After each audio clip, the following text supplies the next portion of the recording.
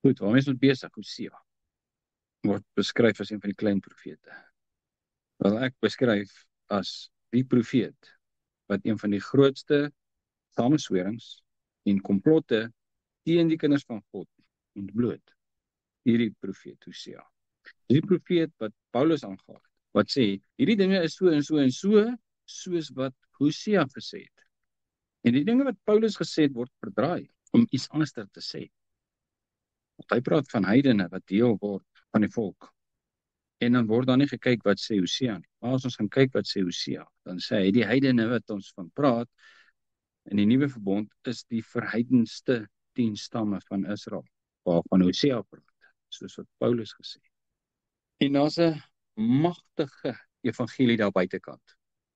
Dit vul die oppervlakte van die aarde, wat deur die kerk verkondig word. En is 'n blaatante leuen. Dit is tot oneer van God en dit maak hom tot 'n leienaar. Dit maak hom tot iemand wat trou breek, wat 'n gelofte maak en nie daarby hou nie. Die evangelie wat hierdie wêreld verkondig word deur almal, maak van God 'n leienaar.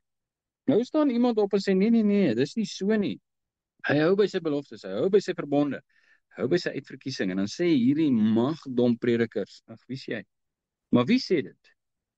Hosea. En wie is Hosea? Dis een van die profete van die Almagtige, wat beskryf is in die boek. En hy praat die hele tyd, ons trek nou by hoofstuk 11, praat hy van huis van Israel, die 10 stamme, wat in ballingskap gaan en daarna in verstrooiing gaan. En hoofstuk 1 sê, julle wat nie my volk is nie, vir julle sal gesê word kinders van die lewende God. En van wie praat hy? Die 10 stamme. Dan haal Paulus daai presiese woorde aan in Romeine 9, wat sê, julle wat nie my volk is nie, sal kinders van die lewende God genoem word. En dan gaan hierdie predikers van die wêreld en hulle gooi dit oop vir almal. Maar hulle het nie gaan kyk wat sê Hosea. Hosea praat van die 10 stamme, wat verheidens het, met wie God sy verbond gebreek het. Hulle sal nie my volk genoem word nie, ek sal nie hulle God wees nie. Nogtans sal julle genoem word kinders van die lewende God. En dan sê Paulus, nogtans sal julle genoem word kinders van die lewende God. En die hele wêreld loop agter die dier aan, en aanbid die dier, en aanbid die draak, en laster teen die Almagtige deur te sê, u kan nie hou by wat u gesê het. U woord beteken nie veel nie. Maak 'n gelofte aan Abraham. Maak 'n verbond met Abraham. U breek dit. U woord is nie veel werd nie. Wie sê dit? Elke predikant wat op 'n preekstoel staan. Hy kan homself noem wat hy wil. Die een sê ek is 'n priester, die ander een sê ek is 'n profeet, die ander een sê ek is 'n dominee, die ander een sê ek is 'n pastoor, die ander een sê ek is 'n oudste, die ander een sê ek is 'n ouderling. Wat sê hulle almal? God het nie gehou by sy eed wat hy met Abraham gemaak het nie. As Abraham uit die dood uit opstaan, as Jesua kom op die wolke, wat gaan Jesua vir hom sê? Abraham, vandat jy dood gegaan het, het dan ongelukkig dinge gebeur wat buite my beheer is en ek moes die verbond en die gelofte wat ek met jou gemaak het 'n bietjie aanpas. Sorry. Is ek redelik as ek dit sê? Klink dalk lelik, maar is presies wat ons insinueer wat gaan gebeur. Jammer Abraham, ek het 'n verbond gemaak met jou en jou nageslag, maar ek het dit verander na 'n kerk toe. Ek het nou 'n verbond met 'n kerk. Abraham is geregverdig deur sy geloof. En sy geloof is hom tot geregtigheid gereken. Wat het hy geglo?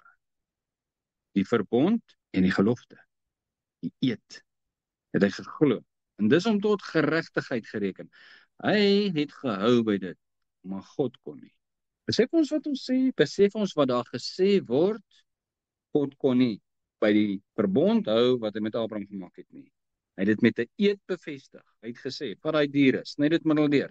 En hy het 'n vuurkolom tussen dit deur gegaan en hy het gesê, ek bevestig hierdie saak met jou op 2 maniere. Deur die verbond en die eed. Dit sal so wees. Tot in ewigheid maak ek met jou en jou nageslag 'n verbond. Ek sal vir jou God wees en julle sal vir my 'n volk wees. Maar wat word vandag gepreek? God kon nie by dit hou nie. Die verbond wat hy gemaak het met Israel, het hy laat staan. Israel bestaan nie meer nie, hulle is onder die nasies in verdwyn en verbaster, hulle is weg. En daarom het God nou 'n alternatiewe verbond gemaak met die kerk. En dis nou sy bruid. Daar's nie meer 'n koninkryk nie. Daar's nou 'n bruilof en 'n huwelik en 'n sekere gesin. Ek weet nie wat kom na huwelik. vir Yeshua as hy terugkom nie. As hy nou met die volk getrou het, wat gaan hy nou maak? In 'n huwelik wees met hulle. En as ek dit nou so sê, dan skop dit aan ons binnekant en sê, kan dit nie so sê nie, maar dis hoe dit is. En as ek sê dis hoe dit is, dis wat die mense sê. En hoe is dit? Dis 'n leuen. Dis 'n lieg. En as ek sê, dis laster, dan is dit wat God ook sê. Onse Vader wat in die hemele is, laat u naam geheilig word. Wat beteken laat u naam geheilig word? Laat dit wat my naam is, gebeur. Wat is sy naam? Ek is wat ek is. Wat is hy? As ons die boek lees, dan sê hy, ek is dit, ek is dit, ek is dit. Ek is onder andere jou verlosser, daarvoor is ons baie lief. Ek is jou voorsiener, ons is baie lief vir dit. Hoe word sy naam geheilig? Wanneer hy vir my voorsien. Ek is jou verlosser, wanneer word sy naam geheilig?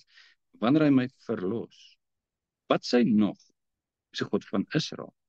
En hy maak 'n belofte aan hulle. Hy sê vir Abraham, jou en jou nageslag sal ek die land Kanaan gee.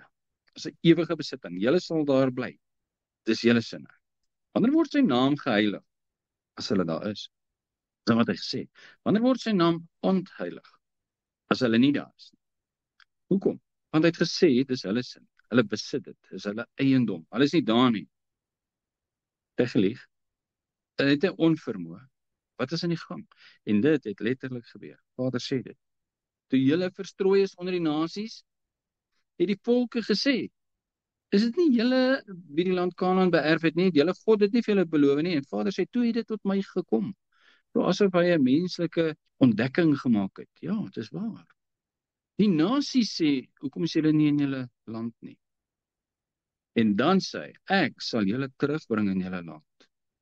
Nie ter wille van julle sal ek dit doen nie, maar ter wille van my, sodat my naam geheilig kan word.